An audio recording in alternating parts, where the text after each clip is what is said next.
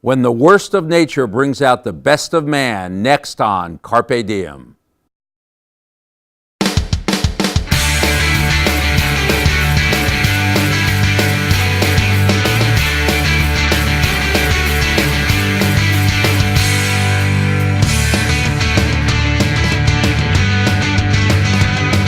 Welcome to Carpe Diem. From Montclair State University's School of Communication and Media, I'm Mark Effron. I'm a professor of journalism and television and digital media. Natural disasters. Hurricane Harvey hits Houston. Irma spreads its devastation across the Caribbean. The wildfires in Northern California. It's getting hard to keep up and keep track. But these terrible events do have one bright side in these cynical times. They bring out the best of humanity. We come together to help each other. We start off today with the story of two firemen, Hurricane Sandy first responders, and how they and a community rallied around those in need.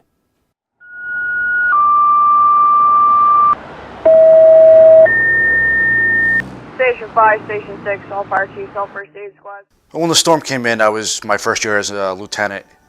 We came down prepared for a couple days, tried to get everything ready as much as we possibly could, that we knew what was going to happen.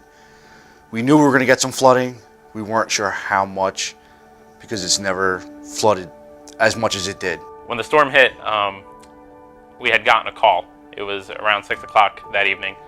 We had gotten a call for a downed tree into a house, and we went over to that area of town, but it was flooded out, so we had to turn around and come back to the firehouse.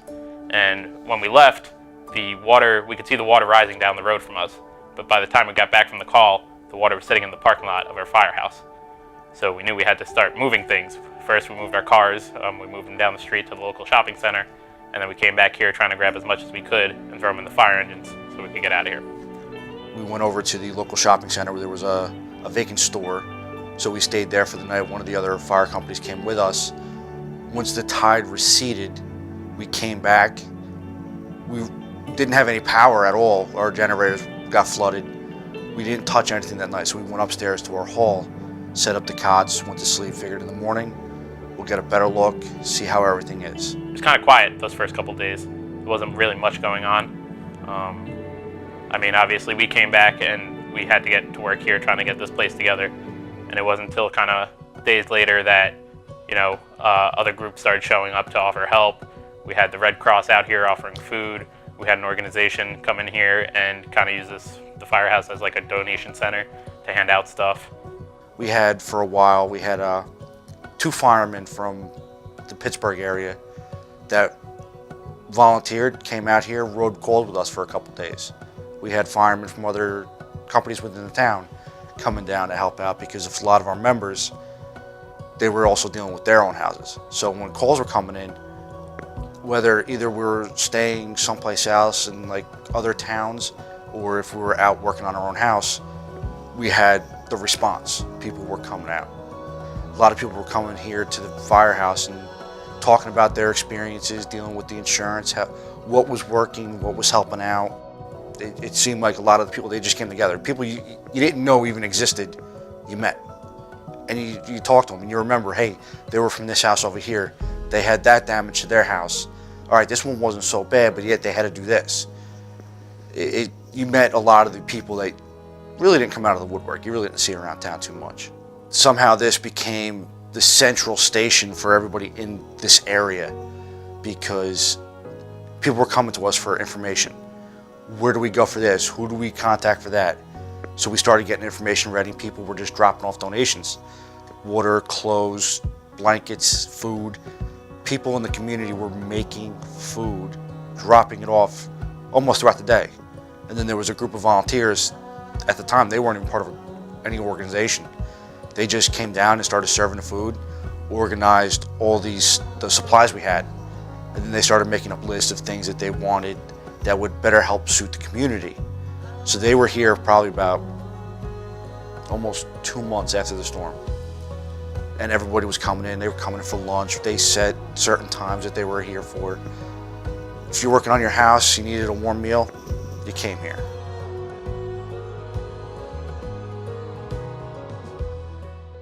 Thanks to Nick Quillis and Jim Doherty for telling such an inspiring story. We're joined now by two guests, Kyle Murphy, who's a student here at Montclair State. Kyle lives in Middletown, New Jersey, one of the towns hard hit by Sandy. And Robert Fechner, a licensed clinical social worker and psychotherapist. He's worked with trauma therapy victims and how people react to tragedy. Welcome to you both. Thank you. Appreciate you both coming here. So Kyle, let's start with you. When you watched that story, did that resonate with what happened to you and your family during Hurricane Sandy?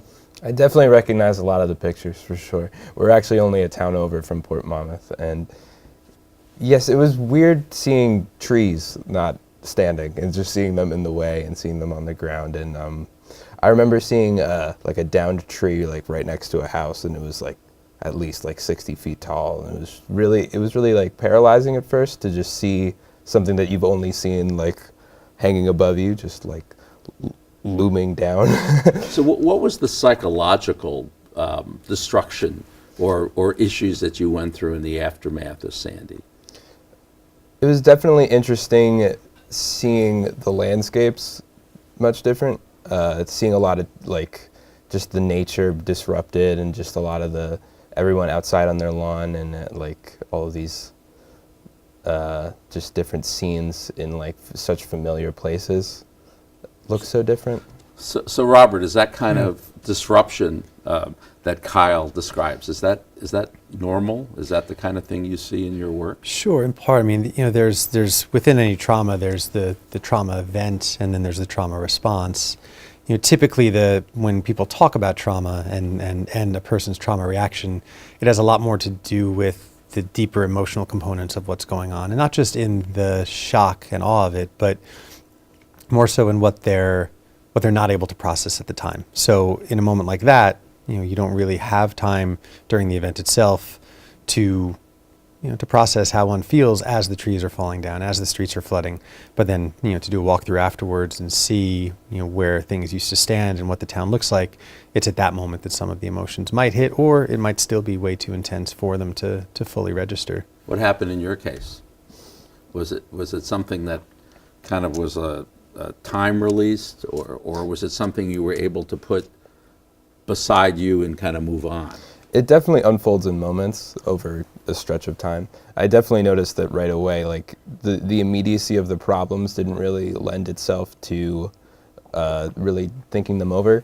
Like when you don't have power, it was mostly just focusing on like, okay, we got to figure out where we're eating today, like and what food we're using and what food we're not using. And when you don't have contact with people that you don't have contact with, you're more focused on like, okay, well, we have to drive over there now. So you're going over to different places. But definitely though, like as things started to slow down, like you started to like register more about like, oh, well, this really hasn't happened to us before. Like this is really new. This is a really new feeling, like not being able to call somebody right away or not being able to like know if someone's okay or know if some of these houses still fine. What happened in your community? Did people come together? Was it similar to what we saw in that really inspirational video we watched? Yes, I feel like we definitely all banded together immediately to sort of just like we all brought our like perishable foods over to each other's houses and just spent a few days eating them as like the ice in the coolers melted. But there definitely was like a banding together over time of a lot of the small businesses that had to like close their doors for a while. We all sort of came together and tried to find a way to like help them reopen sooner and help them like get back on their feet and everything. So Robert, here's the contradiction, at least for me. We're living in these extraordinarily cynical times, not just because of social media, but every day we read about people who are being criticized and attacked for whatever it is, a lot of times legitimately, sometimes not. It feels like we're living in very unkind times in a lot of ways. But then you have something like this, and we saw it in Houston, we saw it in Puerto Rico and in the Caribbean, and we saw it out in Northern California, where people seem to kind of transcend that. So explain to us how, on one hand, we can be so much like this, but then in times of crisis, we kind of revert to a kinder, gentler version of what the country, at least in memory, was like. Mm-hmm. Yeah. And you do, unfortunately, you do still in times of tragedy get those that are willing to take advantage of the situation. But I do think it's much more in the minority. And to the positive piece, I think it's a couple different pieces. One is, I think in general, when there's a trauma like that or when there's a natural disaster, people tend to go back to a more primal state.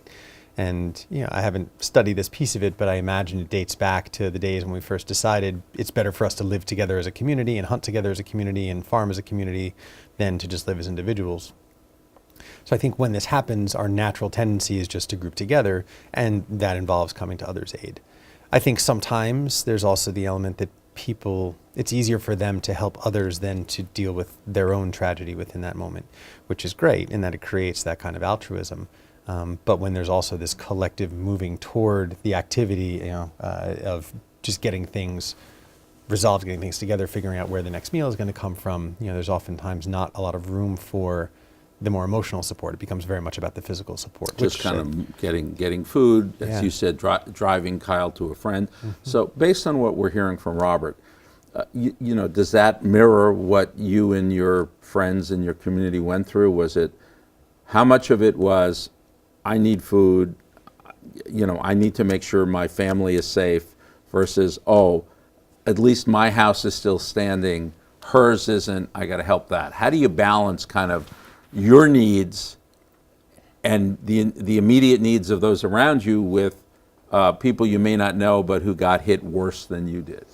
I definitely, we personally, like our own house didn't really get hit as hard as a lot of the other houses near us, but it was something that was really shocking in that how close we were to it. So we definitely spent the week at least knowing that we didn't have to deal with any flooding in our own house. We were always going to friends' houses and just helping them carry things and helping them move brush out of their yard and things like that. So I think definitely in that moment there's that sense of, even just because we may not be immediately threatened, that we have to go help these other people that we know in our community and that we see struggling just in our immediate view as well. So in terms of that, let's think about that for a minute. Do you live on campus? Mm-hmm. Okay, so you go home. It's how many years now since Sandy? 5 years, yeah. I think, since Sandy. How much of that still lingers? How much of that sense of community that was so prevalent in the days, weeks, and even months after Sandy? And I know, from my experience, working in TV news in New York City, all those wonderful Sandy stories of communities coming together.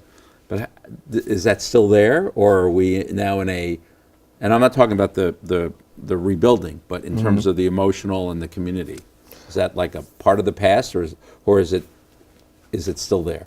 I think in some ways it's still there, and I think in some ways, I don't want to say that it ended with the rebuilding, but it was the strongest when we were still rebuilding, and now that we're sort of on the tail end of finally just getting everything back up again, it's definitely still there, but it's less tangible, it's less physical, but I definitely feel there's this sense of community that at least within this generation, that should anything ever happen again, that there would be that same sort of, just those still bonds are still there.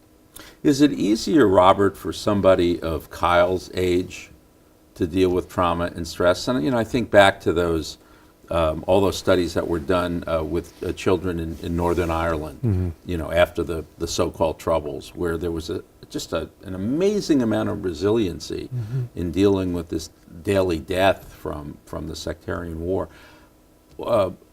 What about in terms of natural disasters and bouncing back?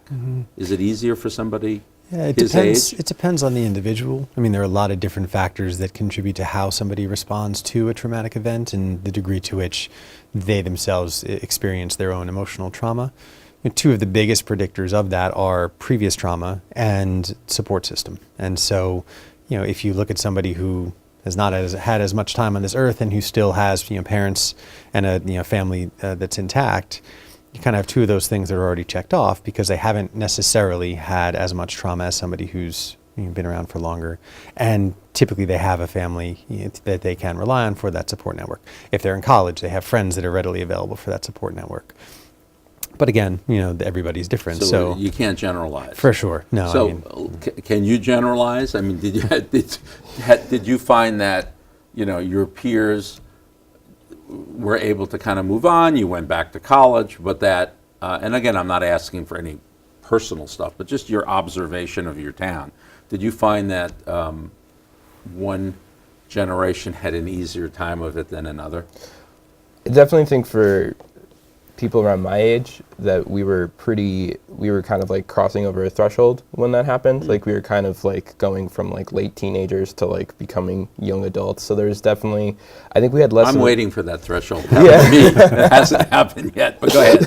Well, I think there was like, we didn't have this livelihood horse in the race. Mm-hmm. Like we didn't have our like economic lives set up in this town necessarily. So while it was uncomfortable to see our home being damaged, I think we didn't own the stuff that was being flooded. So it was this like weird surrealist feeling of but seeing all this stuff that's like really close to you and like you have all these emotional connections to be damaged was definitely different. But we didn't really necessarily have like small businesses or like our propriety like at stake and needing to rebuild that. So it was definitely different for us than I think a lot of like the other families and like older generations in town. But yeah, it was no, that's a great answer. Mm-hmm. So another question related to that: when you watch on the news what happened in Puerto Rico and the Caribbean, what happened in Houston, what happened out in Northern California, how do you react? Do you react just as a news consumer, or is there a little bit of Sandy in your reaction? There is, yeah. Tell us about that. I really enjoy. I like doing Amazon wish lists. Some people, when like things like that happen, they'll put like lists of like basic items that people need, and you can buy them like just as you would like something on Amazon, and you can send it like directly to them. And I remember when Sandy happened, just thinking about like small practical items, like we could really use a lantern right now, or we're out of candles. Like we could really use like a battery powered lantern that won't die. And I just remember like wanting to like send that specific item down there. So I definitely react strongly and very specifically, and there's definitely a lot of it that is like directly tied to those memories of when Sandy happened. So. Robert, is that common?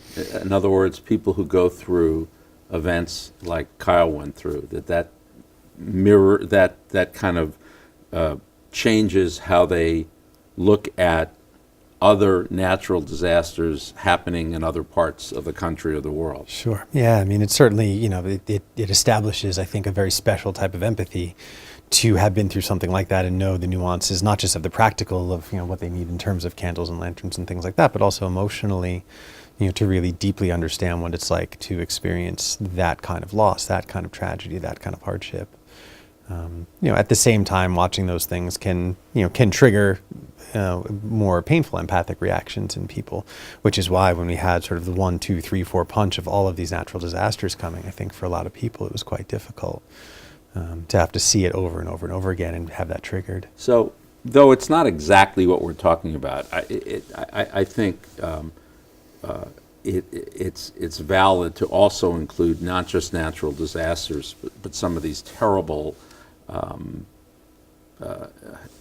episodes of violence, that epidemics of violence that we've seen. Is that a similar phenomenon? So what we saw in Las Vegas and in other places, what we saw in New York just a couple of weeks ago, does that trigger the same kind of we want to help part of the brain that a flood does, or is it a different kind of thing because it's not nature, it's somebody's perverted human nature? Yeah, I mean, I think the key, one of the keys to it is the helplessness factor. When it's a natural disaster, we are all helpless. There's nothing that anybody can really do about it. And we know that on some level. We still do everything we can to try to prepare for it, to try to take care of each other during it. When you enter the human element, there's still, I think for a lot of people, even if it's not realistic, there's a glimmer of hope that something can be done, that this can be stopped, that it's people choosing to do this, which can add then a whole other layer of frustration, futility, a kind of almost impotent rage, so to speak, of, why can't we just make this stop? Why can't there be no more shootings? We know there are going to be hurricanes. We know there are going to be floods. We hate it when it happens, and it's still traumatic when it happens. But I think when you enter the human element into it, there's a whole other layer to it because of just the nature of that. It's people choosing to do these things as opposed to just nature happening. So is the response to those who have witnessed the violent trauma, the trauma of a shooting like we had in New York a few weeks ago, and unfortunately in other parts of the country way too many, is that a deep, does that cause a deeper kind of trauma than somebody like Kyle, who went through this thing? Obviously it was traumatic, but neighbors came together, and as you said, it's harder to blame. Well, we get superstorms, as opposed to somebody goes out on a Halloween Eve and shoots up, a bike path. Not shoots up, but plows down people on a bike path in New York. Well, I think it's we all have trauma in our lives. Even if it's just being ridiculed on the playground once, that sort of thing can register as trauma. And so many of the traumas that we are more likely to experience growing up are interpersonal. Again, even if it's just what is seen as just typical schoolyard banter and kids being kids, there's still some injury in that. There's some trauma in that. So when you have the human element, it has the ability, I think, to channel down to a deeper level because we're socially primed for that sort of thing. Now, a shooting or a car running down a bike path is far different than a schoolyard bullying or schoolyard ridicule, but it's still the same element, which is somebody doing something terrible to people. And when it's a natural disaster, I think there's almost, it seems like there's more of an energy of people coming together, at least in the preparation for it. And I think that's the other big thing, is that a lot of times when it's a natural disaster, we have time to prepare. We know that it's coming. So everybody is banding together to watch the news, to see when it's going to make landfall, to see what category it is. They're preparing themselves. When it's more of a terrorist act, we're not prepared for it. We have no idea it's going to happen. And so then a lot of the healing and a lot of the togetherness comes not even in preparation for or during, but more after.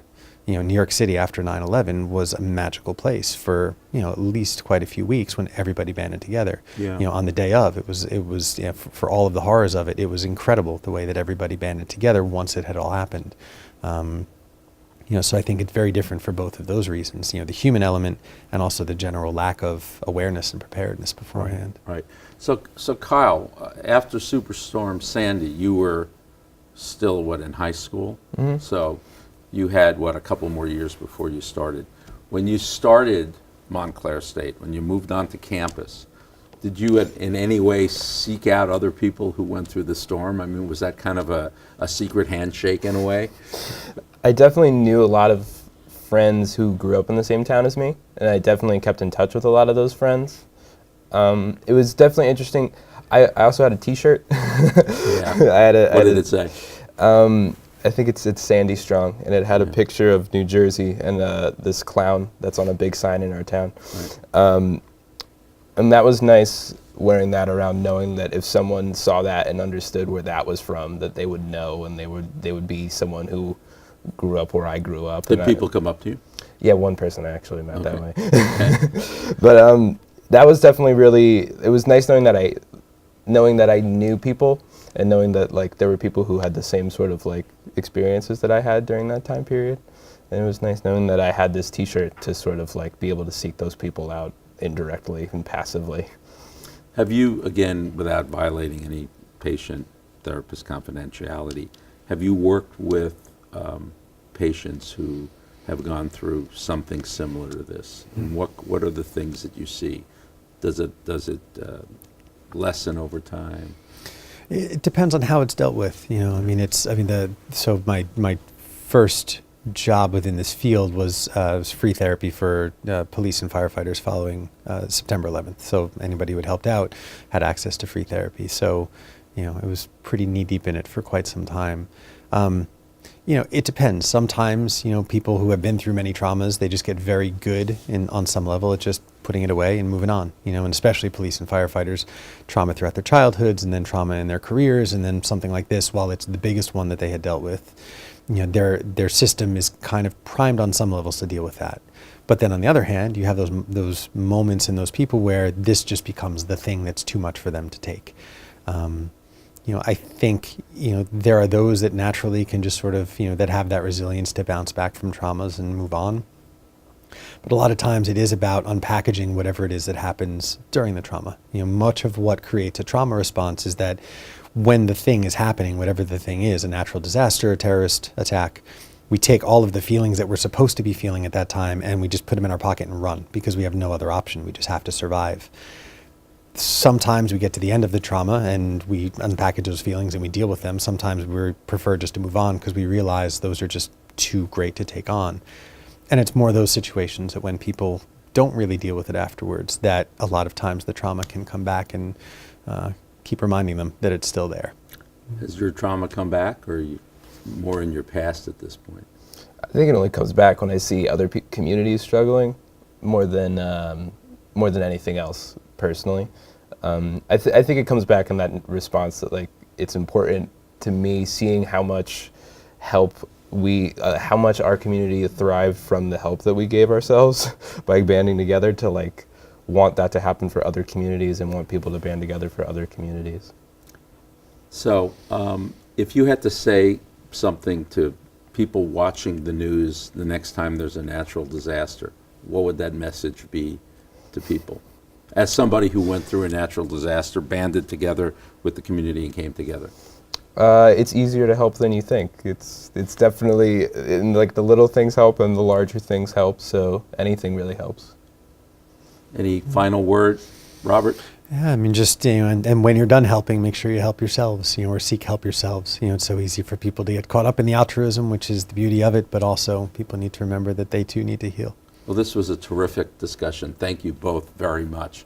Thanks, Robert and Kyle, and thank you for joining us on this episode of Carpe Diem, where we heard powerful stories about how tragedy spurs communities to come together despite their differences and help one another. If you would like more information on today's broadcast or any of our other episodes, you can write to us at the email address on your screen, carpediem@mail.montclair.edu, or call us at 973-655-5158. For all of us at Carpe Diem, I'm Mark Effron, and remember to be kind to your neighbor.